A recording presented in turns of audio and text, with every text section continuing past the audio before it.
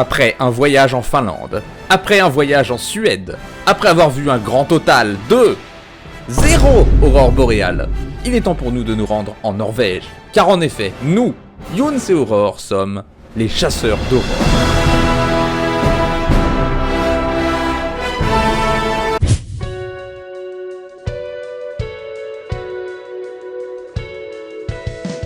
Nous arrivons à Oslo, c'est un peu comme la capitale de la Norvège. Sauf que nous, on s'en fout de la capitale, c'est pas du tout assez au nord pour nous. D'ailleurs, je vais être honnête, si je pouvais rayer Oslo de la carte, je le ferais. Et puis c'est quoi cette ville bizarre? Elle ressemble carrément à un aéroport, leur capitale. Pourquoi ils ont fait ça? Et si vous vous demandez pourquoi ils ont une statue du coronavirus dans leur ville, je pense que c'est un genre d'offrande pour que le virus les laisse tranquilles. D'ailleurs, fait amusant, la monnaie norvégienne s'appelle le krona. 1 euro vaut environ 10 krona. Bref, nous reprenons l'avion pour aller à Tromsø, une ville beaucoup plus au nord, à 1100 km d'Oslo.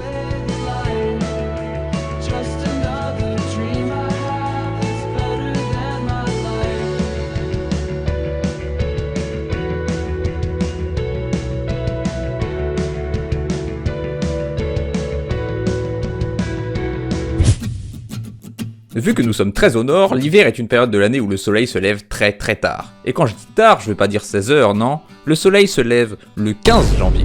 Cette ville est donc plongée dans les ténèbres toute la journée. Difficile de se lever le matin.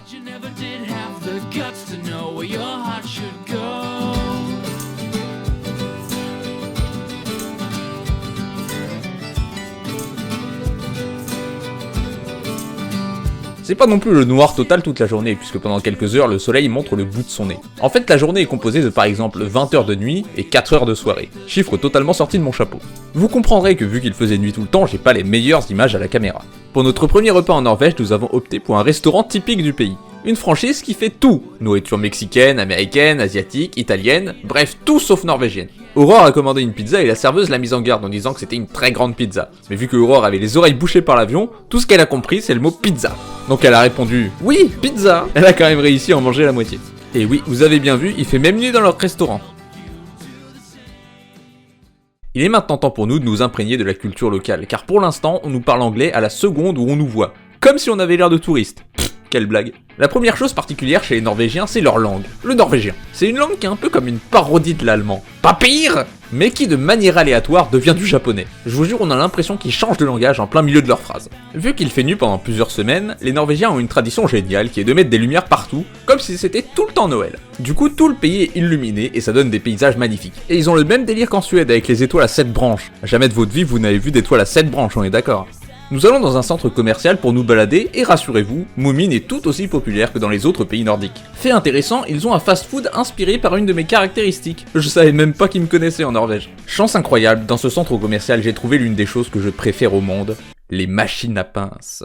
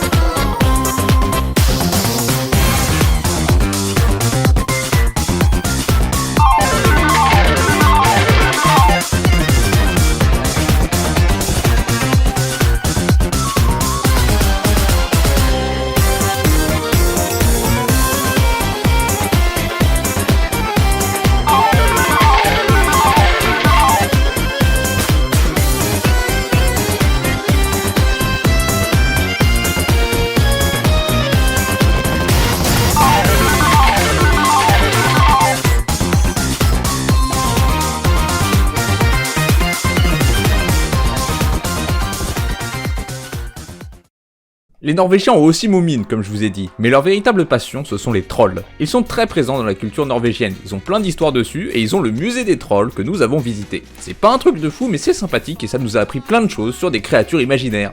Voilà un savoir qui s'avérera très utile dans la suite de mon existence, j'en suis convaincu. Ils ont tenté des trucs avec de la réalité augmentée dans ce musée. C'est plutôt original et j'espère que les musées du futur ressembleront à ça. J'ai tellement hâte de voir la Joconde en 3D.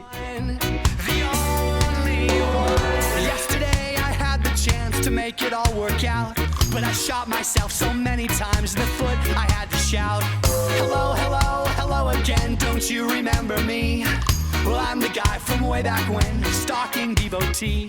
So take my hand and burn it if I'm not right with you. Après avoir rempli notre crâne de connaissances inutiles, il est temps de prendre le goûter. Je vous rappelle qu'en regardant mes vidéos, vous avez l'obligation légale de prendre un goûter.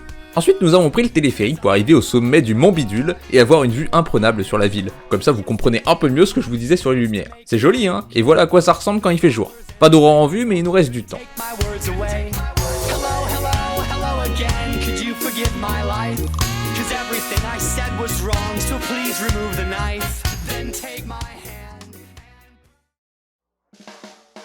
Les Norvégiens sont des gens pleins de sagesse. Ils appellent les toilettes des pissoirs. Je trouve que c'est un super nom, pissoir. Pour notre troisième jour, nous partons de bon matin vers Pust, un sauna qui flotte sur l'eau. Évidemment, à l'intérieur, on a une belle vue, mais l'exercice c'est d'aller dans le sauna à 90 degrés tout de même, puis de sortir et plonger dans la mer qui est à 5 degrés. Ensuite, on retourne se réchauffer dans le sauna et on recommence. C'est une très bonne expérience, mais faut être motivé. J'ai réussi à faire 2 allers-retours. C'est fou, mais en Norvège, ils ont toujours ces espèces de programmes à la télé où le présentateur parle et chante avec une marionnette, le genre de truc qu'on avait dans les années 2000. C'est fou d'être à ce point en retard et immature. Quel genre de dégénéré regarde encore ça en 2022.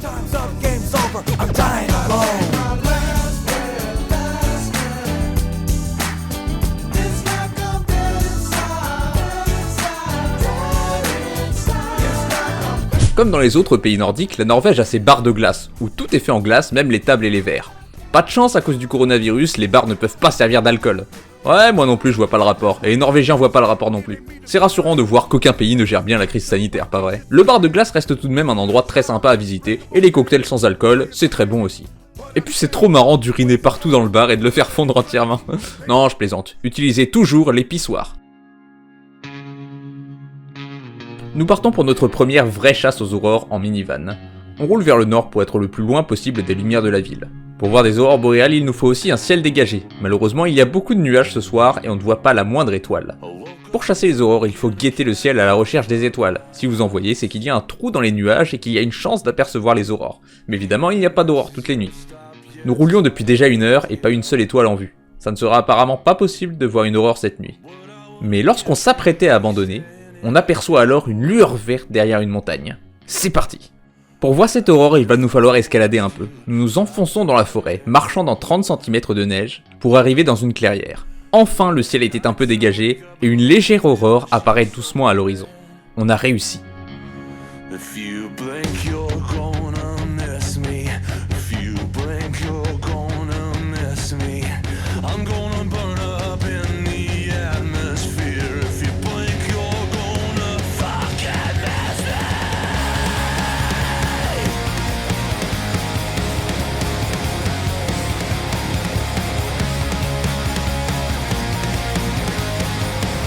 Notre aurore a fini par disparaître, mais on était déjà bien content. On a repris la route pour aller manger, mais les aurores n'en avaient pas fini avec nous.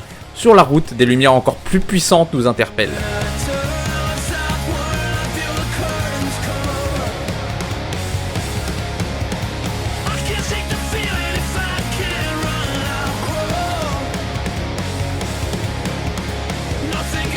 Oui bon ça va, on a compris, on peut aller manger maintenant? On est allé dans une petite hutte à barbecue, apparemment c'est un truc assez commun en Norvège. On remercie d'ailleurs Skadi Adventures pour tout ça. Si vous allez à Tromsø, n'hésitez pas à les appeler. Grâce au code dans la description, vous n'aurez aucune réduction car ce n'est pas sponsorisé. Le jour suivant, après nous être intéressés à ce qu'il y a dans le ciel, nous nous intéressons à ce qu'il y a dans la mer, en allant à l'aquarium de Tromsø. Ça va, c'est pas trop tiré par les cheveux comme phrase? C'est plein de petites bestioles des mers très sexy. Enfin je sais pas ce que je regarde là, mais c'est assez érotique je trouve. Faut être honnête, les poissons c'est quand même les animaux les plus ennuyeux de la planète. Le seul intérêt de les regarder c'est parce que d'habitude ils sont sous l'eau ou dans notre assiette. Par contre, montrez-moi des phoques et des otaries et là on peut parler. On est arrivé pendant la séance de dressage et ils sont fortiches.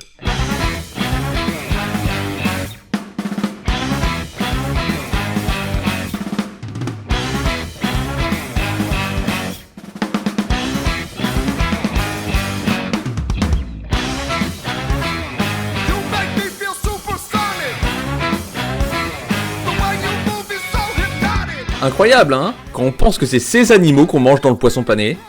Non? Vous êtes sûr? Ok. Mais le plus bel animal marin de cet aquarium, c'est quand même celui-ci. Eh oui, c'est un bocal de plastique dans de l'eau. C'est tellement joli, ça me donne envie de mettre plein de plastique dans l'océan. Je pense que ça doit être comme de jolis confettis pour les poissons. Le soir, nous avions une super activité. Regardez ce que j'ai filmé. Eh oui, vous voyez bien. C'est une balade dans un traîneau tiré par des rennes. Et si vous êtes un être humain inférieur qui ne voit pas dans le noir, voilà à quoi ça ressemble quand il fait jour. La suite de l'activité, vous allez rire, mais c'était une tentative d'assassinat. En fait, on nous donne des seaux remplis de nourriture pour rennes et on nous balance dans un enclos avec plus d'une centaine de rennes. Comme ça, ils se jettent sur nous pour manger.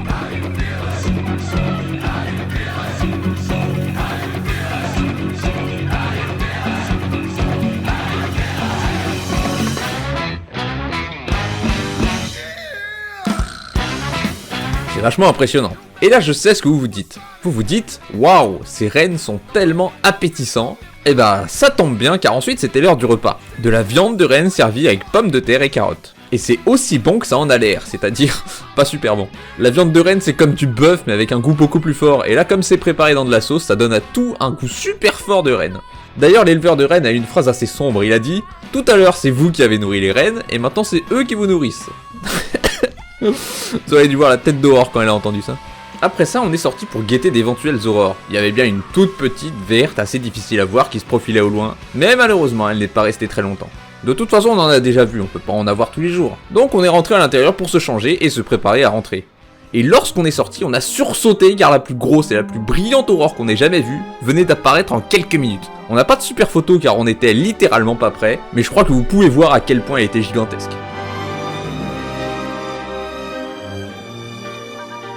Et pour notre dernier jour en Norvège, nous avions prévu une toute dernière chance pour voir les aurores, une croisière avec un repas sur un joli bateau. Il n'y a pas eu d'aurore cette nuit-là, mais honnêtement, on s'en fiche complètement.